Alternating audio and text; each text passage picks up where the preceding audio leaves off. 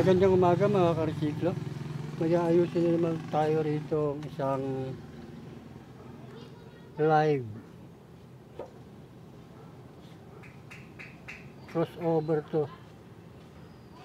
Ang tatak niya live. Ang issue nito ay no output. Walang sounds pero may power siya.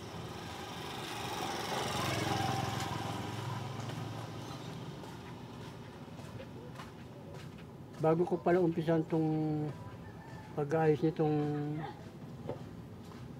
crossover na to, ay nais ko muna magpasalamat sa mga viewers ng Resiklo Repair. Nag-subscribe, nag-like, nag-share, nag-comment. Maraming po salamat sa inyo lahat. Okay, buksan ko lang to. Pakita ko na sa inyo. Ito mga ka-resiklo, na buksan ko na. Kunti lang naman piyesa niya, kaya lang puro SMD na to. Subukan muna natin kung may power. Ito, saksak ko lang. Kaya may power naman siya. Ayan.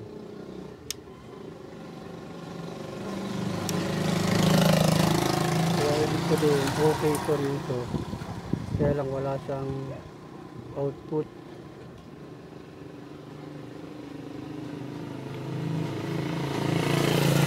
Two channel, wala naman akong nakikitang sunog o ano mang diferensya.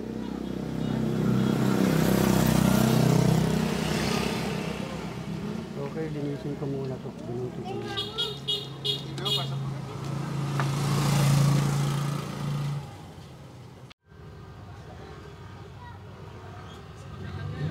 Isasabihin na natin dito yung ano,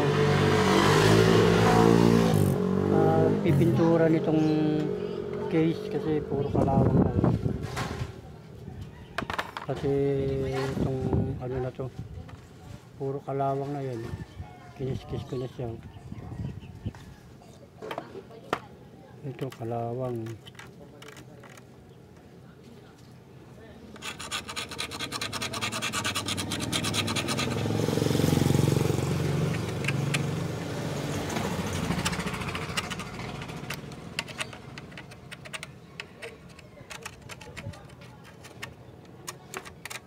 Pinapipinturahan na rin to sa atin ng mabuting customer natin.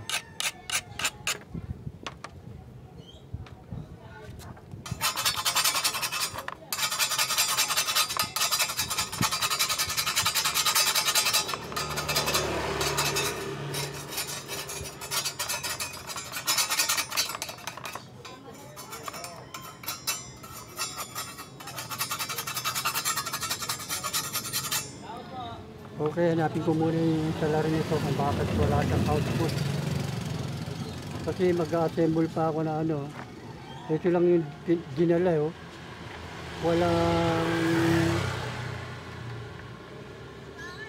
Walang kapares oh. Walang RCA sa dulo. Okay.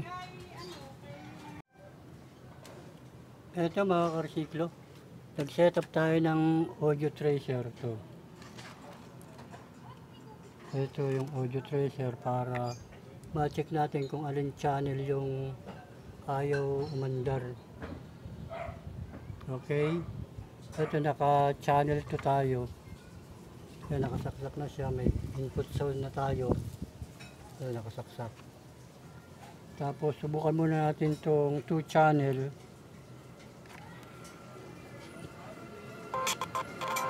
Ayan. Meron siya, di ba?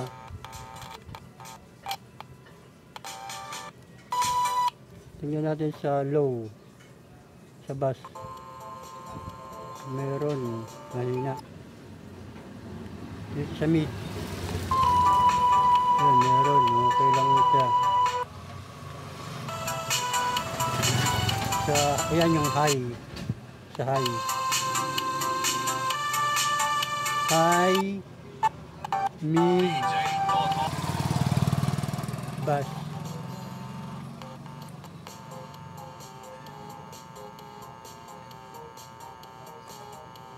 Okay. Tapos lipat natin sa channel 1.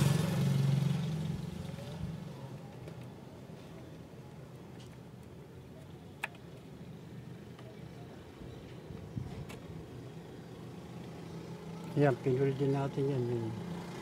Naka-full channel 1.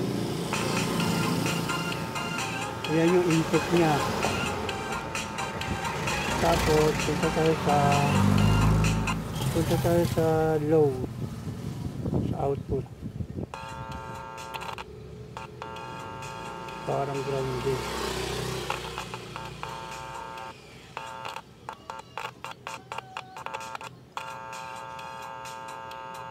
Grounded yung ano niya.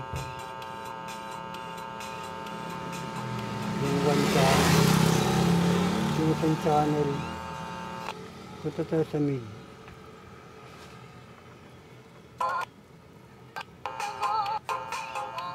Ito okay naman yung ano niya. Yung mid high. Ito high. Okay naman ito. Bas.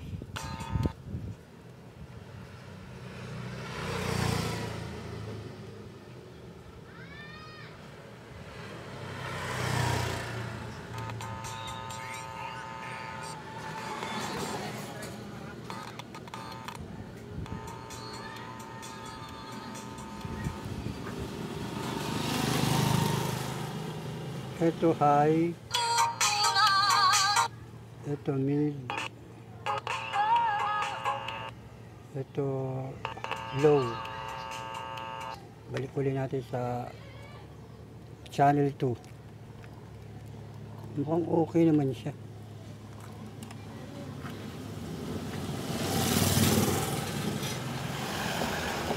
Baka lilinisin lang to. Lalagyan ko lang to ng W40. Yan yung high, mid, ito yung low.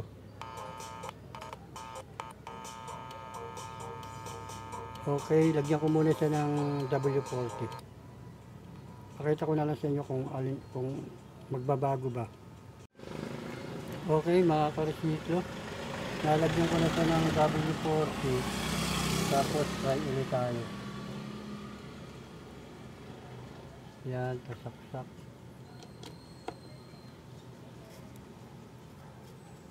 Ganun pa rin ang volume niya. Subok natin kung lumakas-lakas ba siya. Ito yung input ng channel 1. So ito yung mid.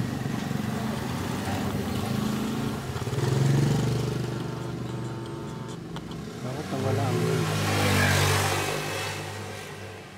Ito yung low.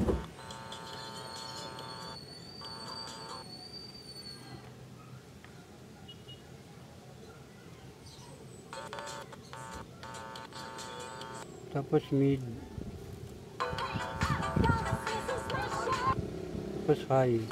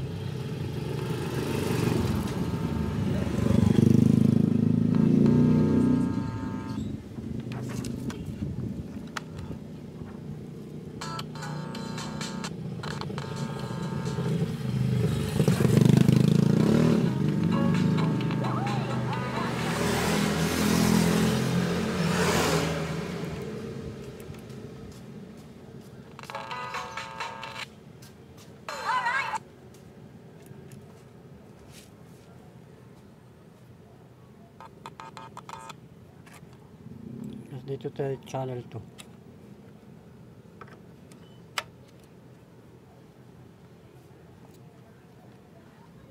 input, tapos bass, mid. Yun, yung ano na rin, okay na rin itong ano.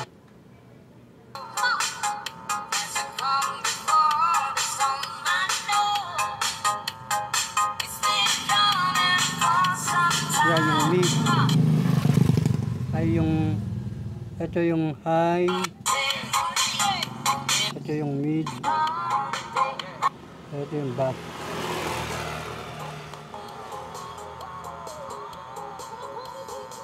Okay, okay naman siya. Susubukan ko na lang to sa ampli kung malakas ba talaga. At least meron na siyang input. Tapos may output siya. Ito.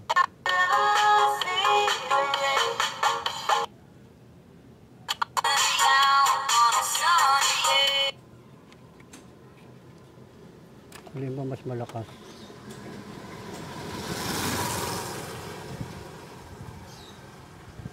Channel 1 o channel 2? Low, mid, high. Malakas yung channel 2.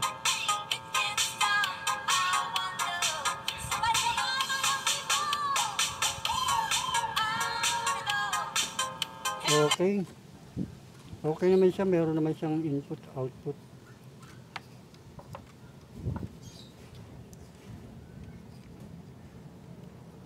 Yung gagawin ko na lang dito, pipinturahan ko na lang para bumalik sa dati yung itim niya, tsaka yung kintab. Okay, pakita ko na lang sa inyo pag napinturahan ko na to para mag final testing tayo.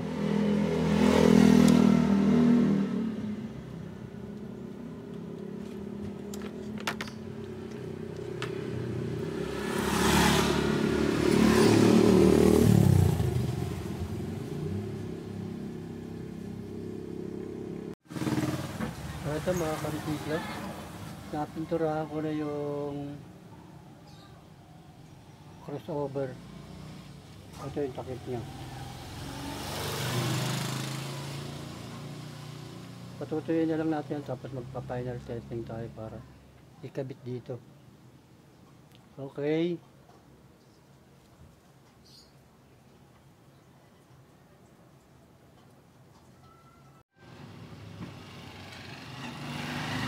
Ito mga kariklo, natapos ko ng pinturahan yung ano, natuyo na. So, pinabit ko na yung takip ng crossover. Ito na siya. Nawala na yung kalawang. Bumalik na siya sa dati. So.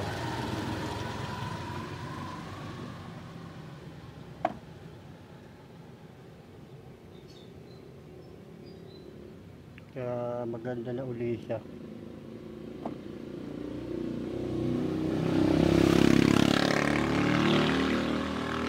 Okay, testing ko na lang to.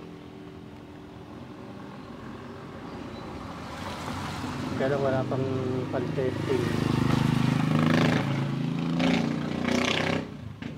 Okay mga karesiklo, ganito na lang. May natapos na naman tayo isang paggawa sa atin ng isang mabuting customer. Ang issue nito ay no output pero may power siya.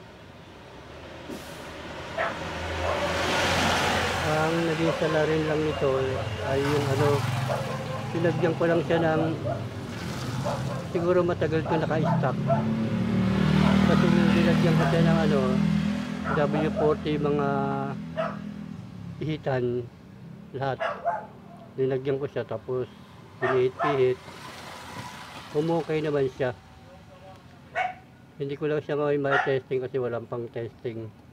Kung talagang okay na yung mid, yung low, mid, high. Pero tingin ko naman okay na kasi maganda naman yung tunog ng high, mid, tapos yung low. Saka left and right naman siyang gumagana. Kapag ano, testing na lang ang kailangan nito. Okay. Hanggang dito na lang mga karesiklo. Maraming salamat po sa inyong lahat.